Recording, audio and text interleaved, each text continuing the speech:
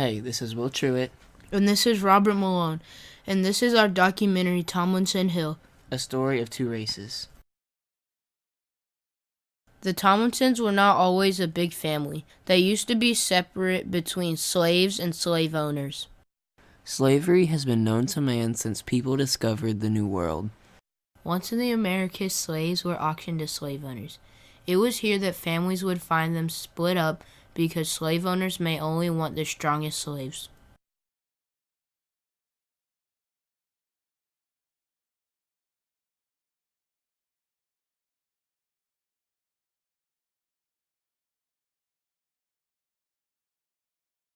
The Civil War was a war over slavery. The northern states of America wanted to abolish slavery, while the southern states wanted to keep slavery. During this time, slaves did not think about what their last name would be. This was until Abraham Lincoln announced the Emancipation Proclamation. The Emancipation Proclamation were documents that were to set slaves free. This gave many slaves a dilemma because they did not know what their last name would be or what they would do when they were set free. Also, many slaves did not know how to read or write. This is also when the Tomlinsons came to an agreement to keep their slave owner's last name, Tomlinsin. The slaves also did this to have a sense of identity. The Tomlinsons also made a compromise to sharecrop. This was similar to slavery, but the slaves got a little pay and were given shelter.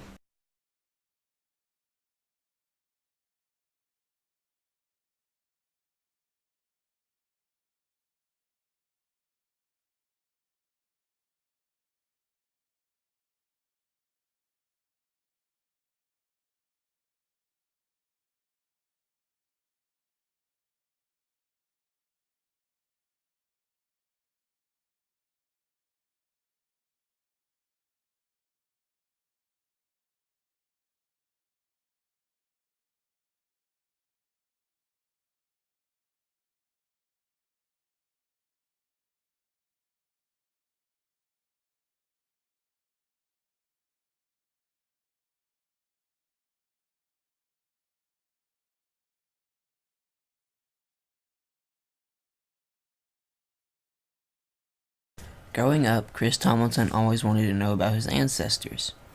He also explains how growing up his granddad used racial slurs when talking about the slaves. But his dad thought it was amazing how the slaves kept the last name Tomlinson. Chris Tomlinson became very intrigued in his family history. He wrote a book called Tomlinsin Hill about his family's history. When he was writing his book, he would go to the courthouse and find documents and would interview some of his family members.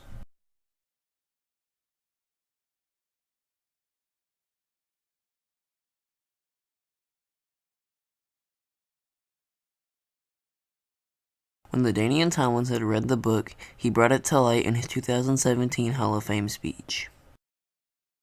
When LaDainian Tomlinson gave his Hall of Fame speech, many people read the book, especially in his family. When Chris Tomlinson was able to take LaDainian Tomlinson to where the slave plantation was, LaDainian states in an interview that he had many high emotions.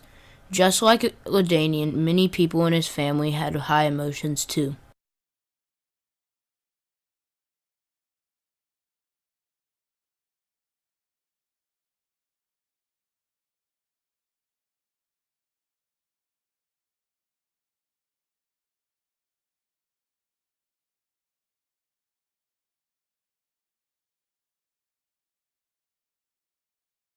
Many people thought the slave plantation was owned by one person, but really it was owned by three.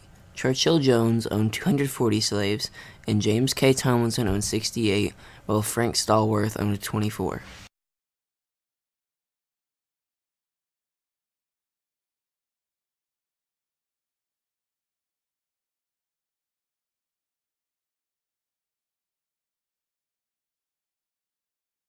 LaDainian Tomlinson met his wife at TCU.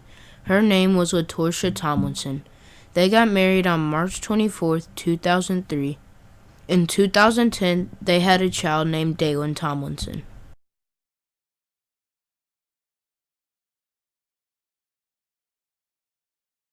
Now, Chris Tomlinson is a New York Times best-selling author, a filmmaker, and a journalist. Chris Tomlinson writes a weekly column for the Houston Chronicle, and previously was the chief advisor for the state and local political news. LaDainian Tomlinsin brought Chris Tomlinson's book to light with his Hall of Fame speech. But to give a Hall of Fame speech, he had to earn it, and that he did. He is in the Hall of Fame. He led the NFL in rushing yards 3 years in a row, and he won the Walter Payton Award and was the MVP in 2006. He also was a 3-time All-Pro. If this was my last day on earth, and this my final speech, this is the message I'll leave with you. The story of a man I never met. My great-great-great-grandfather George. 170 years ago, George was brought here in chains on a slave ship from West Africa.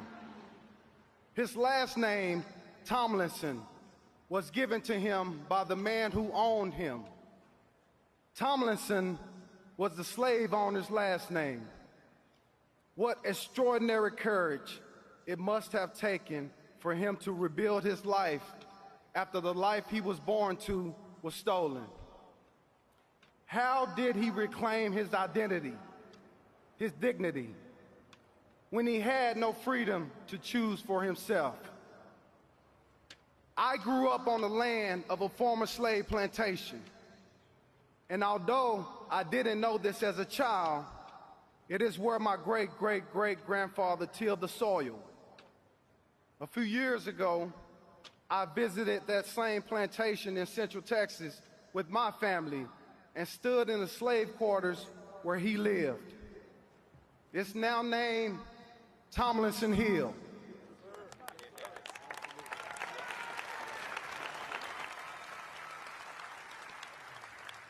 My name began with the man who owned my great-great-great-grandfather.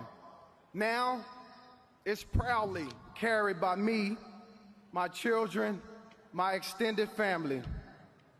People stop me on the street because they know me as LT, the football player.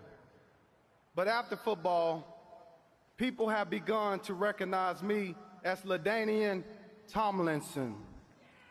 Not simply for what I did as a football player, but for who I am as a man.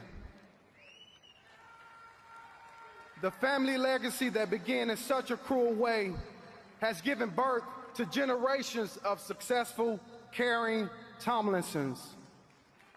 I firmly believe that God chose me to help bring two races together under one last name, Tomlinsin.